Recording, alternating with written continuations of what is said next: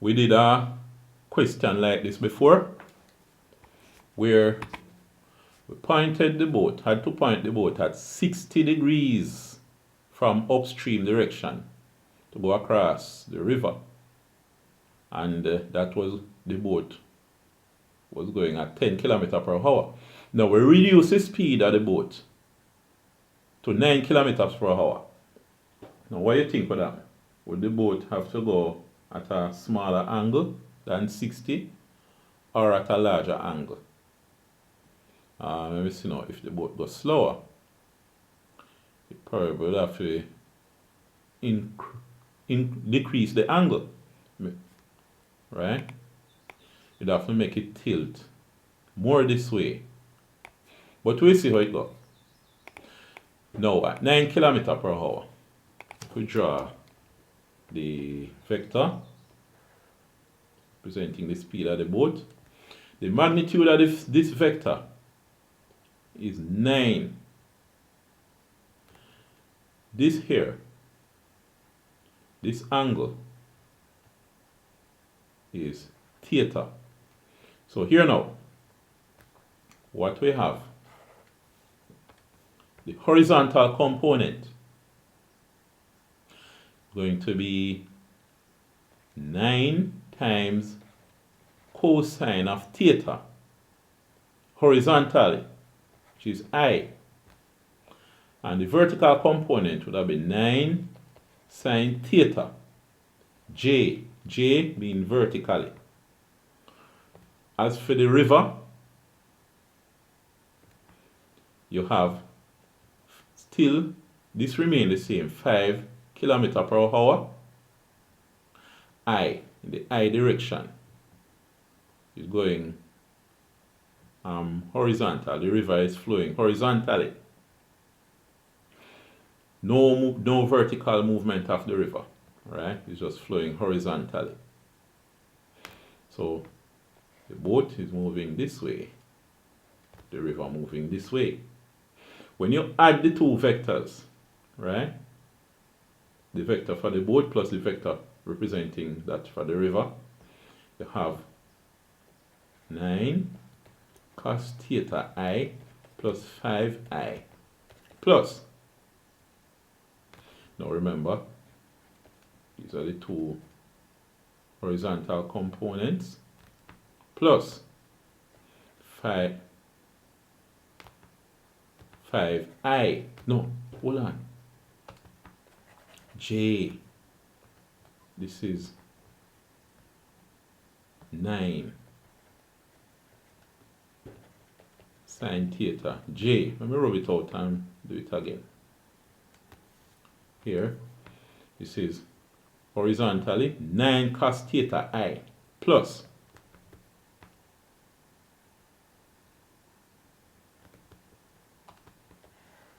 let me do all of this again. We're adding the two vectors. The vector that represents the boat, movement of the boat, and the vector that represents the movement of the river. When you add them, you get 9 cos theta I plus 9 sine theta J plus the river 5I. All right. So this is the sum or the resultant when you add them, right? Now put the i's together. 9 cos theta I. That means here the boat would be going this way, right? 9 cos theta I plus 5I, river flowing that way, right? Plus, and then 9 sine theta J, both moving that way. Now, the thing is, this represents the horizontal movement of the boat to the left, And this represents the horizontal movement of the boat to the right. They must be equal. They must cancel out because you want the boat to move straight across. You see? You see that? Straight across. You want the boat move. Right? Remember, intentionally mixing up the what they used to call the Queen's English, but now it's the King's English and patois, Jamaican patois. So you don't mind about that. So what happened now? 9 cos theta I must be equal to 5I. So cos theta equal 5I over 9I. Cancel. So theta equal cos inverse of 5 over 9 equal what? We could do that and see what happens.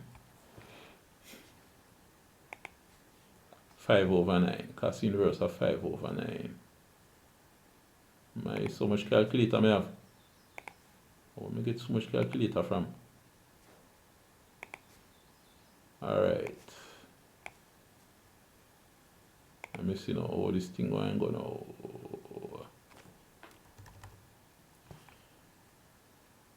Cos inverse of open bracket 5 over 9 close bracket equal 56 degrees. 56 degrees. Alright. So you see, you must point it at a smaller angle. The slower the boat travel, the bigger the angle. Right? So you see that? So what happened here so now? Hold on.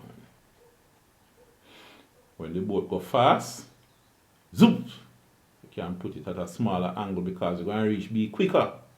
So the river won't have time to push it downstream that much. When the boat's slow, you have to put it at a smaller angle. So that since it goes so slow, you have a sharper angle so that the boat end up across to B. Alright, so that is what we have. I want you to do a little homework. I have a little homework for you though. Suppose the speed of the boat. I did 11. My gosh. This thing is not working out. 11. Suppose the boat had 11 km per hour. What would that be the angle? Calculate it and then we look on it in the next video.